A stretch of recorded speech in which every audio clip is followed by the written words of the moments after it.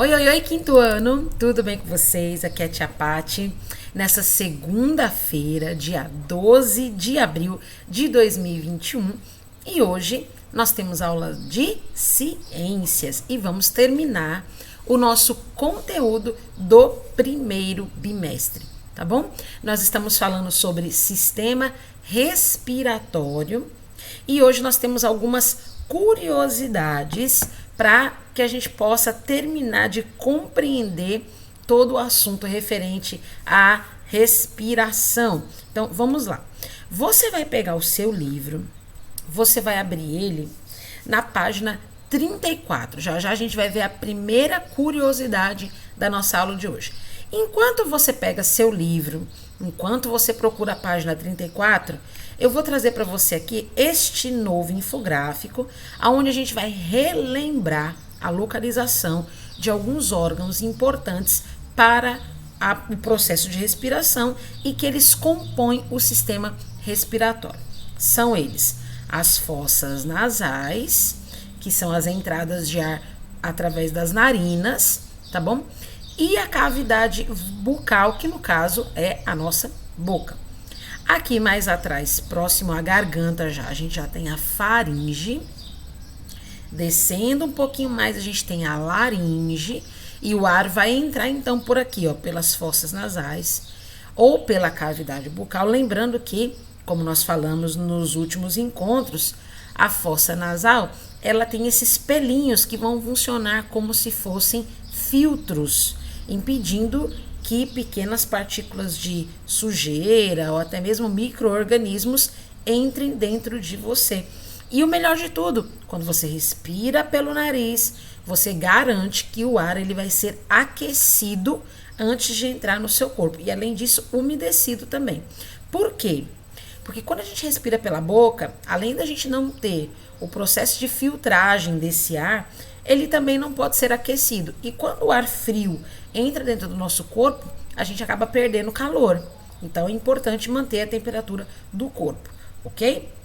A gente sabe que a faringe é um órgão que ele está ligado tanto ao sistema respiratório como ao sistema digestório. É ele que vai fazer o quê? É ele, nesse espacinho aqui da faringe, que a gente tem a epiglote, que vai fazer com que ar e alimento tenham ali a entrada bem controlada, para a gente não ter o engasgo. Porque se a gente engolir o alimento e ele não for para o esôfago, a gente sofre o engasgo, né? E é perigoso engasgar. Então, a gente tem um equilíbrio ali, né, no nosso sistema respiratório e digestório para eles funcionarem juntos de maneira ordenada, sem problemas. Então, aqui a gente tem a traqueia, que é essa região aqui que você está vendo meio azulada no desenho. E a traqueia, ela vai ter essa ligação com os brônquios, que automaticamente se ramificam dentro dos pulmões. É aqui que o ar, ele tem a primeira entrada, tá bom? A gente tem este órgão aqui embaixo dos pulmões, que é o diafragma. O diafragma é o órgão responsável por ajudar e facilitar no processo respiratório. Inclusive, é sobre ele que nós vamos falar daqui a pouco, tá bom? Aqui tá um infográfico referente ao processo de respiração e, no caso, a gente vai falar sobre dois processos, né? A inspiração e a expiração. A gente inspira oxigênio, então vocês estão vendo aqui, ó, a forma como a gente representa o oxigênio, né? O2, né? São duas moléculas de oxigênio. E aqui dióxido de carbono, né? Que no caso seria gás carbônico, que é o CO2. Ou seja, a gente inspira oxigênio, expira gás carbônico. Inspira oxigênio, expira gás carbônico. E a gente vai ver melhor esse processo da entrada de oxigênio e a eliminação de gás carbônico quando a gente for estudar o sistema circulatório, tá bom? Mas a primeira curiosidade de hoje, o que é o soluço? Bom, você vai abrir então o seu livro aí na página 34, como eu disse, e o Saiba Mais vai explicar pra gente bem direitinho o que é o soluço, tá bom? É que diz assim: é bastante frequente nós termos soluço. Às vezes, De repente, o soluço começa e existem várias receitas e simpatias para, entre aspas, curar o soluço. Mas o que é o soluço? Como eu falei para vocês na aula passada, utilizando aqui, né, o nosso simulador de aparelho respiratório, né, o soluço ele é causado por alguns espasmos, ou seja, algumas contrações involuntárias no diafragma. Como a gente viu, o diafragma é um músculo do sistema respiratório que auxilia a respiração e também a expiração. Então, assim, quando a gente está inspirando, quando a gente está expirando o ar, esse músculo se move, certo? Ele se move para cima quando a gente inspira o ar. E ele se move também para cima quando a gente expira o ar. Então, ele fica fazendo um movimento de sobe e desce, bem leve. Você não sente ele se mover, mas ele está se movendo, ajudando na sua respiração. O nervo que controla o diafragma chama-se nervo frênico. Às vezes, esse nervo pode ser irritado e o controle da movimentação do diafragma fica comprometido, resultando então nos espasmos. Então, uma pessoa com soluço tem a inspiração rápida e curta. E acontece então o que? O fechamento da epiglote, que é a válvula que fica entre a faringe e a glote, bloqueando a respiração e produzindo o som que a gente conhece como soluço.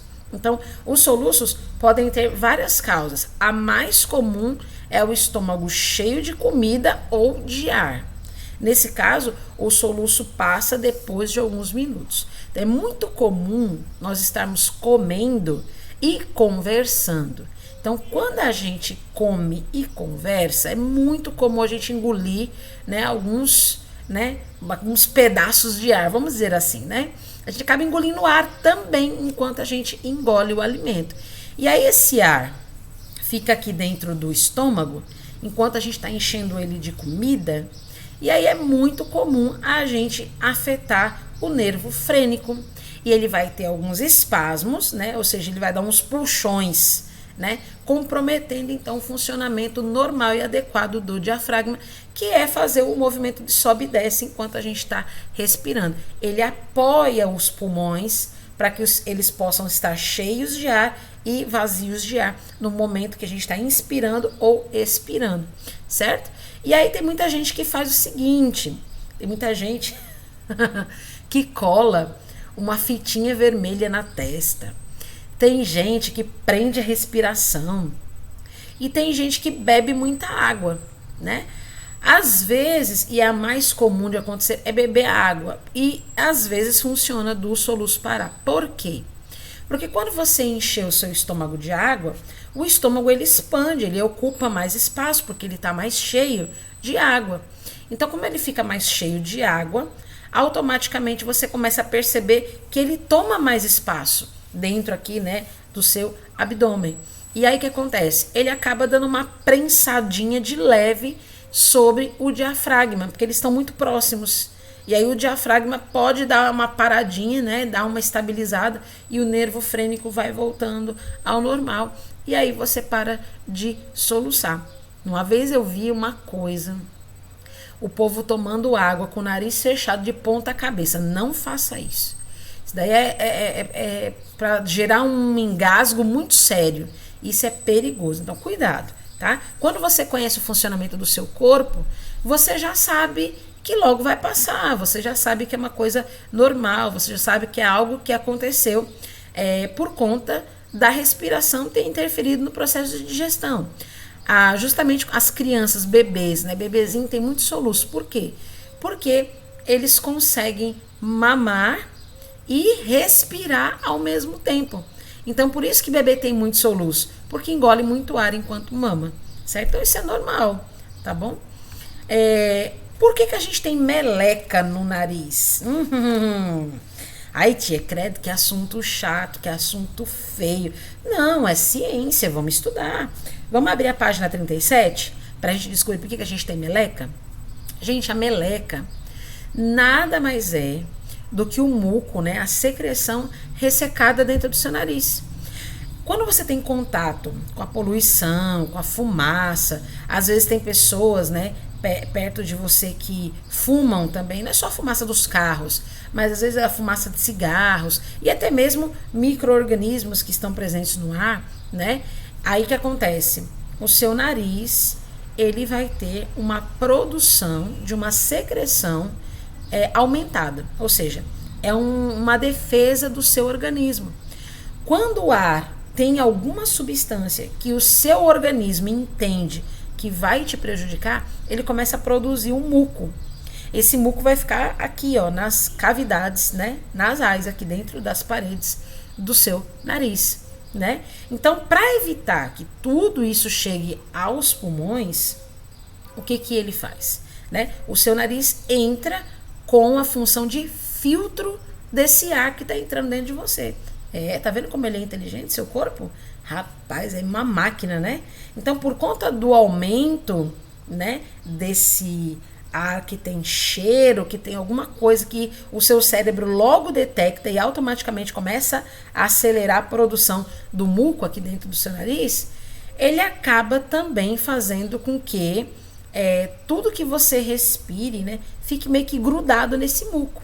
E esse muco fica grudado dentro desses cílios, né? Dentro desses pelinhos que tem dentro do seu nariz. E aí eles não conseguem, essas micropartículas, né, de sujeira, né, da fumaça, micro-organismos, eles não conseguem entrar dentro de você, não conseguem entrar e nem chegar dentro dos seus pulmões, porque eles também não conseguem tirar essa secreção que está dentro do seu nariz, né? Então, essa secreção, essa meleca, ela se torna mais espessa, né, para proteger você, só que conforme o tempo vai passando, ela resseca, e aí ela forma o que a gente chama aqui de catota, né? Não sei como é que você chama aí, mas lá em São Paulo a gente chamava de caquinha, né? Caquinha de nariz. Aqui acho que é catota, né? E aí você sente a vontade de tirar, porque coça quando ela resseca, né? Aí você sente a vontade de tirar e bota o dedinho, e aí quando o pessoal faz a brincadeira, e aí, vai ter festa, tá limpando o salão, né? Não... Já brincaram com você desse jeito? Pois é, mas agora você já sabe por que você produz catota e qual a importância dela. Tá vendo como é importante? Pode ser nojento, mas é importante. Vamos ver o que a gente já conheceu a respeito desse assunto, um resumão básico. A respiração, então, é o processo responsável pela entrada e saída de ar do organismo, que é realizada, então, pelo sistema respiratório. Durante o movimento de inspiração, o ar ele vai entrar e ele passa pelas cavidades nasais, chega pela faringe, passa pela laringe, passa pela traqueia, chegando aos brônquios e vai até os bronquíolos e até chegar nos alvéolos pulmonares que formam o pulmão. Nos alvéolos pulmonares ocorre a absorção do oxigênio do ar pelo sangue e também a eliminação do gás carbônico do sangue, né? Que vai, quando a gente expira, para fora, é eliminado dos nossos pulmões. A gente vai ver melhor isso no sistema circulatório. E lá dentro das células, o oxigênio já vai fazer uma reação com os nutrientes que nós já ingerimos, né? Quando a gente estudou, né, o processo do sistema digestório, ok, a comida que a gente já se alimentou e que já entrou em processo de digestão, esse gás oxigênio vai reagir com esses nutrientes, produzindo energia que o nosso corpo precisa para fazer tudo o que a gente faz no nosso dia. Legal, né? Hoje nós vamos ver um videozinho especial, recomendação de um dos nossos alunos, e eu quero que você se prepare, porque é muito legal esse vídeo, tá bom? Inclusive, nosso agradecimento aí ao aluno Kemuel, que pôde nos ajudar indicando, né, esse vídeo muito legal, que é a jornada do oxigênio.